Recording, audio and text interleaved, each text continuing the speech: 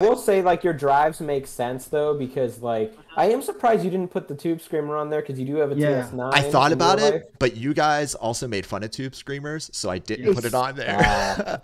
And we're going in. they're So my other awful. thought was, if we're going into a deluxe, I can just dime that deluxe and get a Tube No, Depending you on Screamer. the cannot dime the deluxe. What do you mean? Sebastian is the police here, all right? As a guitar, wait, no. Here's why. Here's why. As a person who's gigged in the last like 2 years with like these amps, where people are even in situations where I'm allowed to be louder than most people, you can't dime.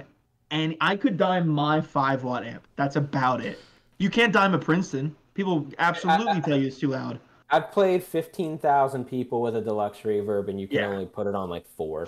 To be Yeah. fair, Mize, If you I've get it seen to you. 6, if you get it to 6, you'd be very lucky. Even if you turn it around, like Yeah. Mize, how about I've him? seen I want you. to crank the deluxe. I've seen you play, Mize, I've seen you play bars smaller than my house and slowly turn your amp up from 5 to 9 by the end of the show. There was one time That's different though. I gotta say that there was one time Brian, you and I played a very shitty bar. Remember,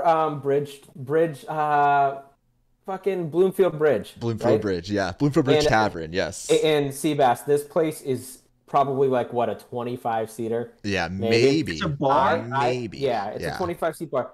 I brought my 66 Vibrolux with Celestians and my 50-watt basement and 212 with Celestians, and that was my And I had my If you have twin. basement with 212s, you mean like the black face silver face head, Oh, 68 head, basement head, and a 66 Vibrolux, and crank them to like a 25-seat bar. So to be fair, Yeah, okay. I thought we were Just so diming you the know. deluxe, you know. I thought no, we were we're not, diming no, it, we're you not know. diming the deluxe. Well, then, you know, that's my mistake. I assumed from recent history no, with Mize you- that I was diming the deluxe. but you have pedals where you wouldn't need to. You could turn that OCD on kind of medium low gain Yeah, and ride yeah. your volume easy. Same thing with like that SL drive. I thought that SL drive was always a really good, like, just The kind SL of a nice. drive though has this inherent Like wolf. gainy Like, feel. Like Yeah. yeah. I wouldn't turn that on and ride the volume unless you keep it on the bright setting. Mhm. No, The super honestly, bass setting doesn't- the SL drive I've used as like, if you put it on the super bass setting, you could actually dump the tone and crank the gain and get a pretty convincing fuzz sound. Yes. Yeah. That's what. So I But thought that's how much gain is in the pedal. That's the issue with having it on all the time. There's a lot of gain. that was my other thought with like the OCD too. Is it's just a super versatile. From what It I is. from what I They're expensive remember, I can get it to sound like a fuzz or a tube screamer and anything in between, you know, or like you can even get it to It's sound like a super Marshall. versatile. Yeah, like so. And That's, if you put it on low peak, you know, and turn the gain down, it can be a pretty convincing, like, low gain, clean boost type thing, too. yeah, It has a shit ton of volume on tap, so you can Yeah. definitely use it for those sorts of things. The OCD, man, I used to buy them for $60 all day and night, and now they're they're Hundreds $400. of dollars. Yeah, $400. I still got mine. So That's great. If 400 anyone- is nuts. if anyone wants to buy it, they can email thebiaspodcast@gmail.com.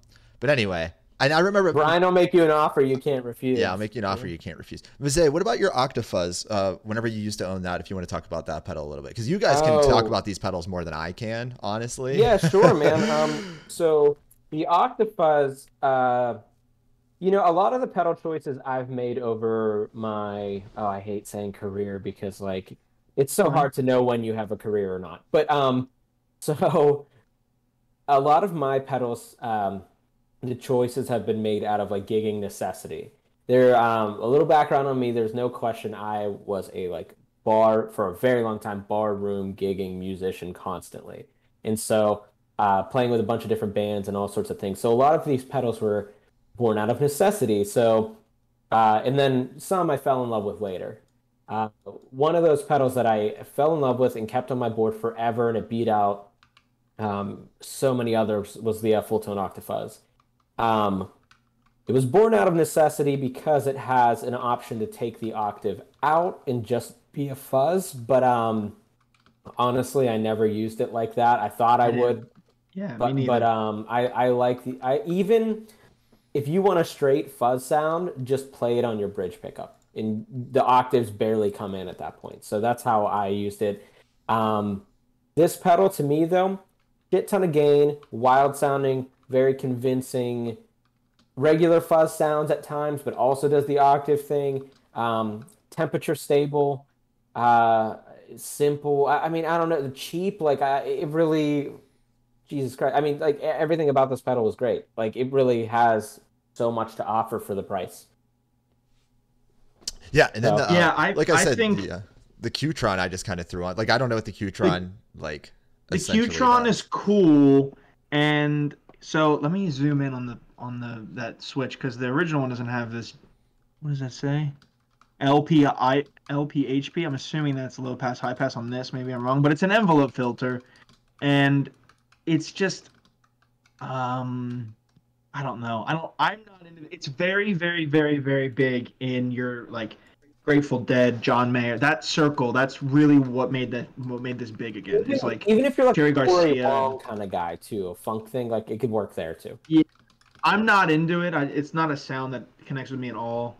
It sounds goofy to me most times I hear it. It's just like wah, wah, wah, wah, wah. It's just like It is a goofy ass sound. It is a it's goofy literally what it sound. sounds like. It's like womp, Yeah. womp, womp, womp. And like the other one that sounds cool is the Mutron, which does the opposite end. It goes out, out. It does that instead of one. It's really. I think it sounds better. Analog Mike talks about it. It's really cool. I mean, Sorry Analog for Mike. my the thing is about the effects. Qtron, man, is like I think it's kind of in vogue now though. Like it's It's at stupid. one point it was a very strange choice, then John Mayer happened, and now it's actually I'm seeing it more and more. Not my thing. I think Seabass said it all, and I disagree with it. I Yeah. think it's kind of like weird, but I've heard You people disagree use with it. what I said? No, I agree with you, and Oh, it's a weird sound, but I have heard it used, pretty well. I same. don't know, Yeah. but it is an in vogue choice right now. It's on a lot of people's boards, so no knocks It's to that. more in vogue than a wah pedal, for sure. Totally. Well, a Way wah more. pedal is such a compromise of everything. Like Yeah. It sucks the board tone so space, bad. money, sucks tone. Even good Um, ones are shit for your guitar sound. oh, so dude, this Mine is pedal, same. Yeah, it's this awful. vintage Vox wah here, that's like 1971 or whatever, it has like the worst bypass sound I've It's ever heard in a pedal. oh yeah, it's so dark and like Literally, shitty. It's unreal. it's literally unusable. I'm actually gonna true Yeah, bypass it, and I know people are gonna like. I'm a purist usually. Like if I want to use this pedal, I need a true bypass. That's the end of the story. yeah, it really Um, is. Is that bad? it's so bad. So yeah, I mean, a wah pedal is just it's not like a very usable effect anymore. And honestly, like two, like there's really only one type of wah sound that I like, and it's like if you're gonna do if you're in the Bill Withers, Al Green style Yes. thing, I think that's cool. I cannot stand wah pedals with gain. It's just my preference, and I don't hate you if you use it, but I'm just saying like there's only one guy I can think of that uses the wah pedal with gain that I like, and it's Steve Vai. Um, Yeah, it's yeah, that's true. because he has like a different thing with it. But man, I just don't. I really just like it clean. For me I personally, yeah, or me uh, or the little bit of not clean like crystal clean, but like I like breakup. the cleans you and I like. Yeah, exactly. Yeah, and that's just and so for me because it's such a niche thing, um I don't know, I just don't use it much. I mean, Yeah. this wah, if you're gonna get one, this is the one to get. Yep. And I still don't use it. So Or Gen. I had a '69 Gen Wah from it that was made in that's a Italy. cool choice. That That's a was cool choice. super good. It was like $120, and it sounded like it sounded like White Room. It's the quacky vintage thing, Love and you it. plugged it in, and it was it literally sounded like every pedal, every patch cable had a fucking sock on it plugged in. It made everything sound like Yeah. Yeah. there was a It's Qtron, but everything was turned down, so it was like oh, it's like it's everything was I almost know. so like fucking it's almost like if you had a deluxe reverb and you're playing a gig and you just sat the speaker face down at the stage. yes. It's awful. It's literally Okay, what it sounds like. you could dime the amp though if you did that. True. Speaking of someone who So does that, Jimmy Vaughn takes his amp, he has legs on the back of his basement, and he shoots the amp to the ceiling, so the amp's like Yeah. this way, and so when he turns it up, it's that makes not sense. killing people. There's a dude in Pittsburgh who does that. He brings a super reverb into tiny bars. He's a great player. Those Pittsburghers who are listening to me right now, Guitar Zach, we all know Guitar Zach. He has great tone. He has a real clon too, but he brings his clon and his super into these tiny ass bars, and he lays the super on its back, and it just shoots straight up. And it actually works. It's kind of crazy.